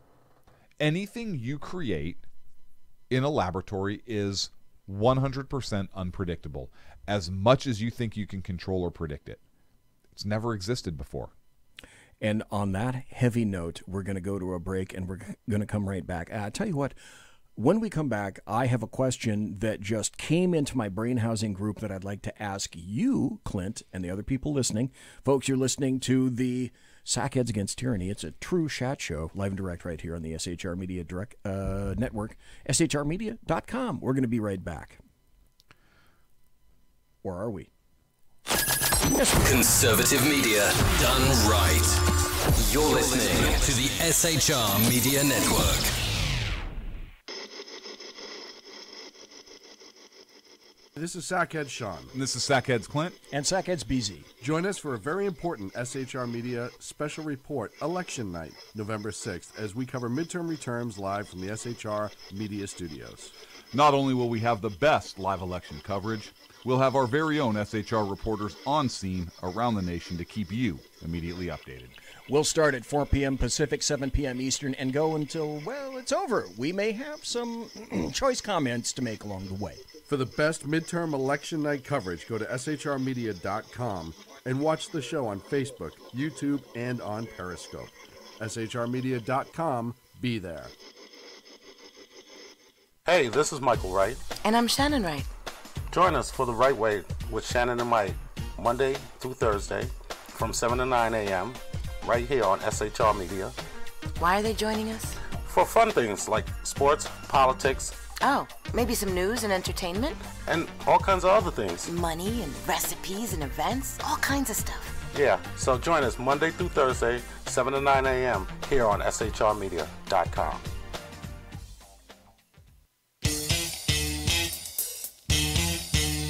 From a public locker inside a dilapidated Long Island rail station comes a show designed to piss off liberals using truth, facts, and ridicule. The Lid Radio Show, featuring the conservative voice from the People's Republic of New York, the Lid himself, Jeff Dunitz. Tune in every Wednesday at 2 p.m. Eastern, 11 a.m. Pacific on the SHR Media Network. Go to shrmedia.com. At Lid Radio, we fight for the truth, justice, and a good kosher T-bone. If you don't listen, Hillary Clinton might sneak into your bedroom in her housecoat late at night and blame you for her election loss. It's the Lid Radio Show with Jeff Dunitz.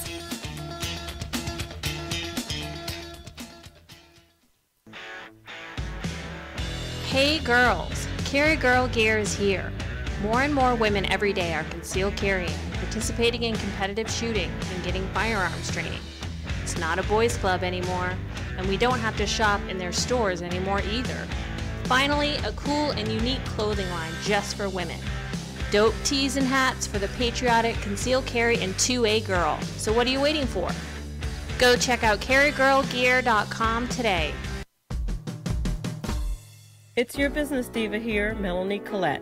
I am inviting you to a front row seat as I discuss some of the most intriguing details of wealth and finance with today's movers and shakers in the world of business.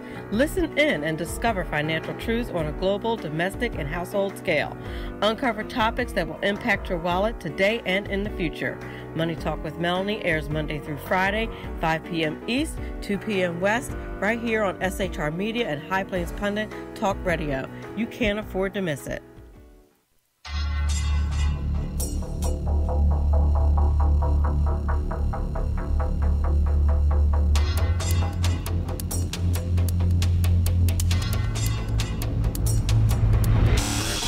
The new show on the SHR Media Network, Sackheads Against Tyranny. On shrmedia.com. Go there quick like a bunny, 11 p.m. Eastern, 8 p.m. Pacific every Wednesday. Live and direct on the SHR Media Network.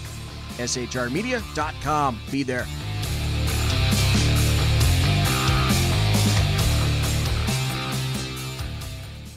When dirty politicians, shadow governments, and deceptive Islam blind the world with fake stream media smoke, their only fear is one man with a cane. I'm Dave Milner. Join me through SHRmedia.com, HighPlainsTalkRadio.com, and the Western Free Radio Network at Spreaker, YouTube, and iTunes for a different perspective weekly on the Unpleasant Blind Guy. And catch me on Jeff Mitchell's EDL Radio on BlogTalkRadio.com. There's no surrender ever. Because truth is not always pleasant. Broadcasting behind enemy lines in occupied California, a mere 2 miles from the state capitol, the bloviating Zeppelin's Berserk Bobcat Saloon Radio Show can be heard every Tuesday and Thursday night at 8 p.m. Pacific and 11 p.m. Eastern, only on the SHR Media Network. Go to shrmedia.com to listen. You can also watch on the SHR Media Facebook page and the SHR Media YouTube channel. No goldfish were abused in the making of this ad. Conservative media done right. You're listening to the SHR Media Network. It is the final half hour. The final half hour of the show. And Clint looks perplexed over there. He's perplexed because what Clint is hearing is my music from the BZ show. This is my fade-out music from all the promo packs that we have. So I had a new promo pack. I already had my music up there. I thought I'd play it and let you have just a taste of the Berserk Bobcat Saloon. Anyway, good to see you back. This is the final half hour, the final 25 of the Sackheads Against Tyranny, otherwise known as the final 20. Final 20, otherwise known as the Shat Show. And we were talking about cloning people, animals, new things, etc., ideas and concepts that ethicists are going to have to struggle over. And I said I had a question for Clint when we come back. During the break, we agreed what the next topic was going to be after this. But I'm curious. I don't know if I've suggested this to you or anybody else before, but I'm going to talk about it anyway. I submit that in another... But they can see you. I know. Okay. Folks, if you're not watching, there's another reason that you need to watch this show. There are, in fact, visuals. Anyway, there's a question that I have, actually a statement that I'm going to make. I submit that in 50 years, maybe less, somebody somewhere, if they ever create a time machine, is going to want to go back and send someone back in time to kill Admiral Grace Hopper, who invented COBOL, because I believe in 50 years or less, it's going to come out that the digital age was the worst thing that we ever did to humanity, because there isn't anything that you can create that cannot be hacked. Creating or putting anything at all and making it digital is asking for your life and everything else to be known from now until forever. So I'm going to suggest that I'm going to go so far as to say, when people believe that making things digital is smart, it's one of the worst things that we ever did, and people think that going digital is an intelligent thing to do, I think you're stupid. I think we're going to have to go back to analog in some way in order to save this society. Mm-hmm. I can't think of folks, I know the folks today are young and stupid. Millennials, Gen Xers, Gen Zers, they have no concept of much of anything because they have not been given any kind of an education or a chance to get an education, with some exceptions. Do you really want a smart fill in the blank in your house listening to you every second? I turn this thing off. This is my smartphone. If I'm not using it, I turn it off. And the reason I turned it off is because I happen to have Google on here. Now, you tell me for a fucking reason that Google is not listening and archiving everything that it hears, because it has to be on in order for it to hear, okay, Google. And there it just responded. So that means it's listening to you all the time. So what moron, I'm sorry if this applies to you, moron, but what moron would put a device like this and ask for Alexa or anything else to be in your home and record everything you say, because when people tell you that it isn't recording, it's been proven they're lying to your face. It's the Internet of Things. Now they want to put the Internet into your refrigerator, your oven, your house, your lighting. The next thing, they're going to try to put the Internet in your cat. So they do. Yeah, that's true. Oh, where's my wallet? Is not in here. One of the things that BZ has on all his chip cards is this little cover to make sure that people can't run an RFID reader over my wallet to capture my information.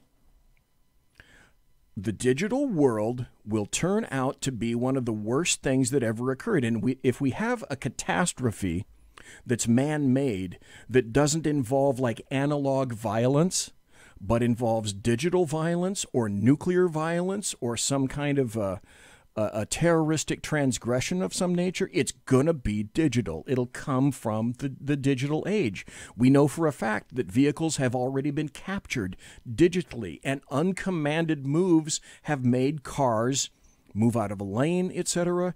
Autonomous vehicles have already killed people. We already know that there was a 787 Dreamliner that was captured by someone, and uncommanded moves in the controls were given to that particular airplane from a hacker that was sitting in the airplane itself, rose back from the cockpit. Aircraft are all under command of the Internet. That's how they receive their information, weather alerts, cockpit alerts, etc. Now, you can call me a tinfoil hat wearer, but sooner or later, the digital technology age is going to do us as a civilization in. There, tinfoil hat donned. Yeah, look, if the digital realm went down, there isn't any. Yes, could you live? I could. Well, I could too, because I'm 4,000 feet up in the Sierra Nevada mountains, and I have water, and I have food, and I have bang sticks, and I have things that go into bang sticks, and I know where to get more water, and I know where to get more food. I have 2 years of Wise Food storage up there, so I can have 3 squares a day. How many people are prepared like that? Yeah, look, I can't. Not many. I can't, and this is California, so those with guns are going to take from those without. Simple as that. Simple as that. Simple as that. Whether you're a good guy, bad guy, that's just going to happen. And I know how to hunt. I can preserve meat. Yeah, we have ways to hunt. I can. Yep, I can. So I have life straws that will filter for 1,000 gallons, something like that. So I can stick that right into a muddy freaking puddle and drink if I need to. I know what those are. I've got every member of the household has one of those. So we're set for a while. We're set for a little while. Some people are, but most people. I have gold and silver. And lead. Yes. Plata y plomo, so to speak. I would submit that people in urban rat cages are not going to fare well. It will be survival of the fittest, and the people that are not fit will not survive. Simple as that. Okay, we've turned ugly for a moment. I've been ugly for a long time. Once you said that, once you placed that article in my brain then went another direction. Well, let's go to another direction. This is an article that you sent me from a headline that says, Trump cites a 2005 Obama remark to support his immigration policy. President Trump turned to an unlikely source yesterday evening, to find support for his hardline immigration policies. And his support came from his predecessor, Barack Hussein Obama. Trump tweeted a 2005 video in which Obama, then a senator, made a statement against illegal immigration. Do we have it? I have it right here. Just play it. Let me see if I can bring this bad boy up. Crossing the fingers. Let's see if we can hear President Obama. We are a generous and welcoming people here in the United States, but those who enter the country illegally and those who employ them disrespect the rule of law, and they are showing disregard for those who are following the law. We simply cannot allow people to pour into the United States undetected, undocumented, unchecked, and circumventing the line of people who are waiting patiently, diligently, and lawfully to become immigrants in this country. How hateful! Can you disagree with in this? How hateful! In this instance, can you, Clint, disagree with anything that came out of Barack Hussein Obama's mouth? No, I cannot. No, he is absolutely correct. And why is it now Trump is the hate monger and the racist and the insert judgmental title? Yeah, hashtag negative label. Because here we go. This is, I think. Oh yeah, we got time for this. This is Bill Clinton getting a standing ovation in his 1995 State of the Union speech.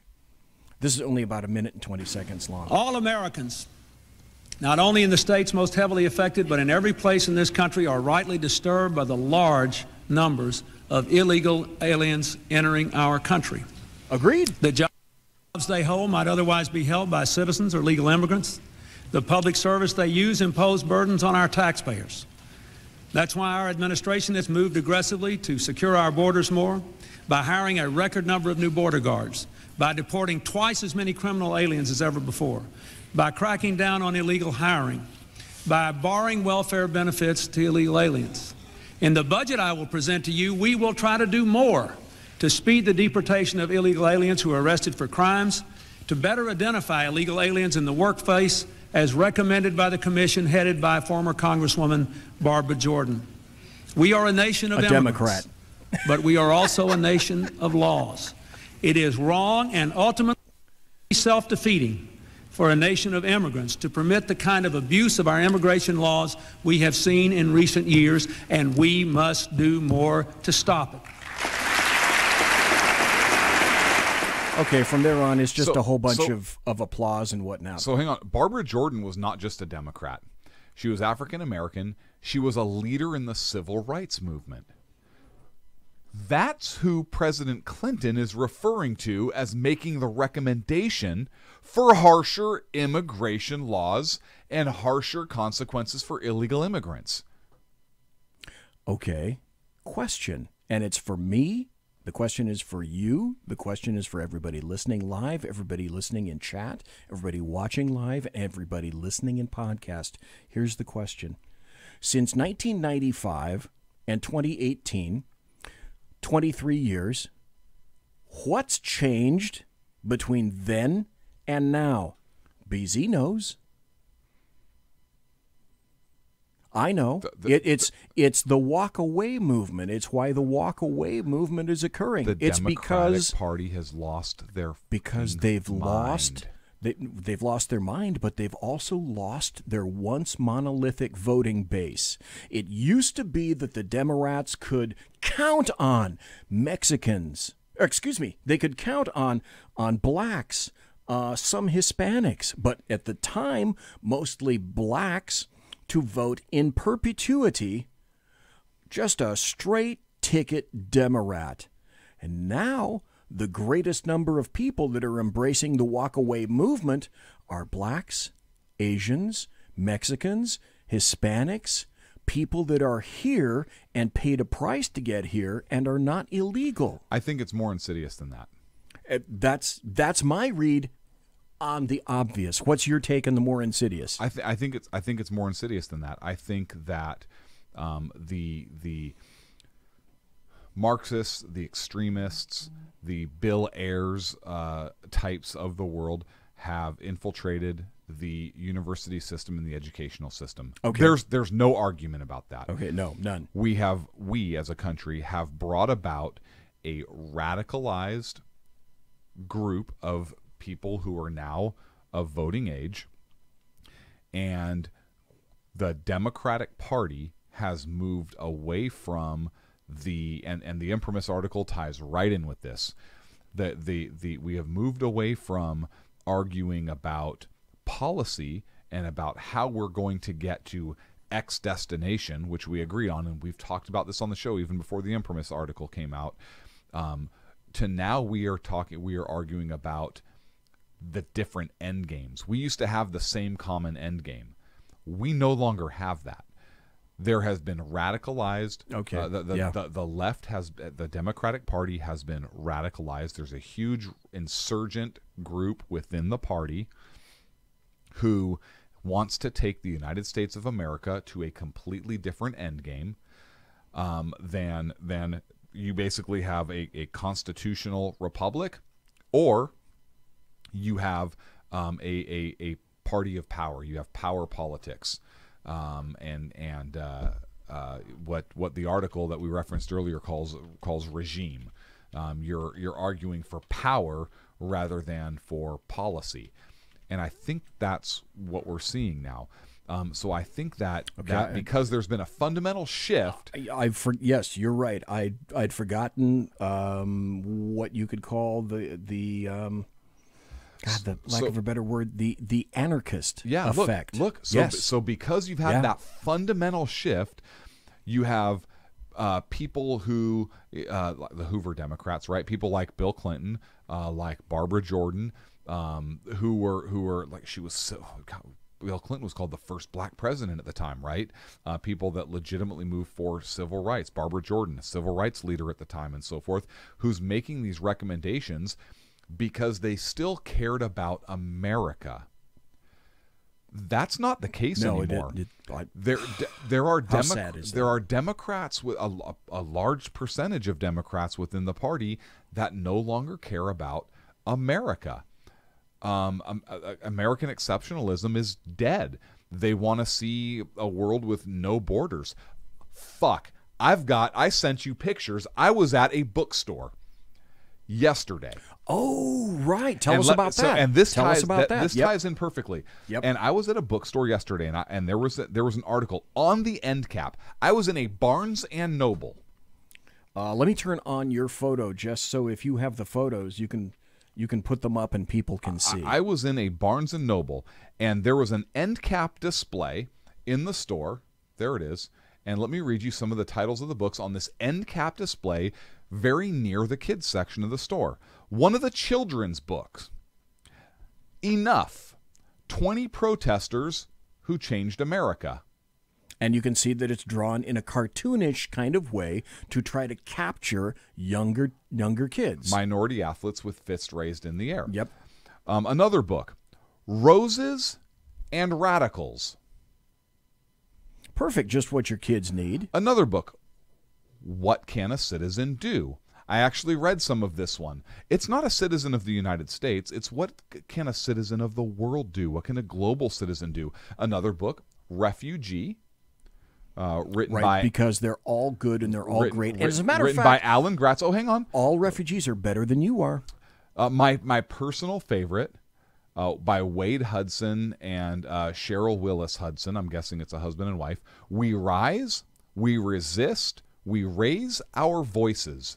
That is a children's book on big display at Barnes and Noble in California, right there at the book. Another one by Ruby Shamir and Matt Faulkner, Elections, Vote. That doesn't sound bad, but given the company of the other books that are there, I have to look at that with a skeptical eye. Just a bit of a jaundiced eye. Sonia Sotomayor, Turning Pages. This one doesn't bother me as much, and I'll tell you why. That one doesn't bother me as much as I disagree with her opinions. She has conducted herself respectfully, although I disagree with her. Her behavior has been respectful towards Brett Kavanaugh and Judge and Justice Gorsuch. Yes, she qualified herself as the wise Latina. Yes, absolutely. And so a children's book written from a Supreme Court justice, even if I disagree with that justice, I don't think is necessarily bad. But I didn't read this book. I don't know what then. But given the company of the rest of the books, another one. Resist. Well, kids need to know just how straight to up resist. Called Resist by Veronica Chambers. A Long Walk to Water is another book title, and Inside Out and Back Again. Illegal is another book by Eon Colfer, it looks like, and Andrew Donkin. I'm trying to read this best I can. Illegal, another book that was on that. That's a great book kids shift. book. Refugee again. A great book for Christmas for your kids. Here's a great one. You ready? Hispanic female on the front. My Family Divided. Oh, no. You know, it's up to the kids to unite. Adults can't do it, so it must be up to the kids. What was your first reaction when you saw that? What the fuck? That was literally my first. I'm sure of it. I actually said that out loud. I get a great mental picture of you doing and saying exactly that. Oh yeah, and nothing was said to me, but there was one of the employees kind of looked at me, and I was like, "Oh, I'm taking a picture of this. And I'm still talking about this on the show," and I started sending you shit. And the employee didn't say a freaking word to me. I don't know if they were like, "Oh shit" or what, but. Yeah, it's not illegal to take pictures in a bookstore. I'm pretty sure. No, last time I checked, right? So I was like, "Are you like that needs to be brought out? Are you freaking kidding me right now?" And I sent you pictures, and I looked at that. Our text exchange, I think, was pretty. I was taking pictures like book by book, and it was like I was uncovering. I was like, I took a picture of one, and then I was like, holy shit, there's another one. I took a picture of that one. I was like, are you freaking kidding me? I just took a picture of the whole display, I think, and ended up sending it to you. I would have to say something similar to this, and that ends another chat show. We've had a great time. On that. Well, we only have 2 minutes. Now I'm spun up, and we can't even talk about anything nice. Well, I'm going to talk about nice stuff tomorrow. We didn't get to talk about nice stuff tonight, but I'll talk about nice stuff. We didn't talk about the caravan. Listen, like I say, hang on, okay. There's so little time, only 2 hours in one show on a Wednesday. 30 seconds. How can we possibly get it all in here? 30 seconds. Sure. Trump says he's going to put the military on the border. Good for him. I don't know if lawfully he can do it. Sure he can. I'm not sure. Sure he can. The United States border is sovereign. Why can't he? I think they're going to go posse because it's not a civilian law enforcement function. You know it's going to get they're going to find some federal judge who's going to slam that down immediately. And he's going to say, "Fuck you, defense of the country falls under my purview, not yours."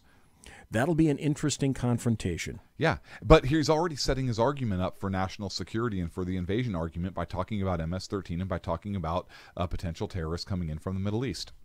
Which is also kind of interesting because now it's been found out that as opposed to the lies that were spread yesterday, yes, there are MS-13 people in here. Yes, the Guatemalan president 2 days ago said that he stopped 100 members of ISIS from getting into this, and those are terrorist members. And of course, they're going to be people that are members of the cartels that are coming in, and people that are going to be muling drugs, and they're going to have children muling drugs, because why wouldn't you? What do you do if you're the United States military or the Border Patrol and you're on the border and they just fucking come right through anyways?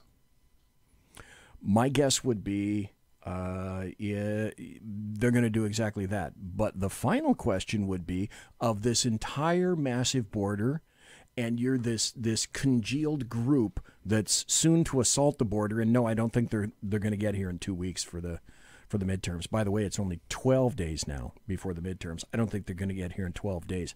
However, that having been said, of all the locations on the border to assault, where do you think they're going to go? California. You bet your ass they're going to go to California. And that's why Trump's not going to use National Guard troops. Who will he use? Regular Army. Really? Okay. Yep. Why would he use National Guard troops under the control of a governor? Well, certainly not that governor. Exactly. Hell no. We know what he's done. And he already came out and said he's not going to use National Guard. No, I missed that one. Yep. I did miss that one. Wow. Again, as per normal, this has been a great show. We went through a ton of stuff, and we still didn't get it to a fraction, to a percentile of the stuff that I had lined up in tabs for us to chat about. Anyway, that's Sackheads Clint, way over there. Sackheads BZ, the bulbous one, right here. I'll be back tomorrow night, and we will be back next Wednesday, 1 week closer to the elections. As a matter of fact, it will be, when we speak next Wednesday, it'll be 6 days to the elections. Less than 2 weeks, folks. Vote red in November. Vote red in November. For those of you who just tuned in, vote red in November. Take care, folks. See you next week.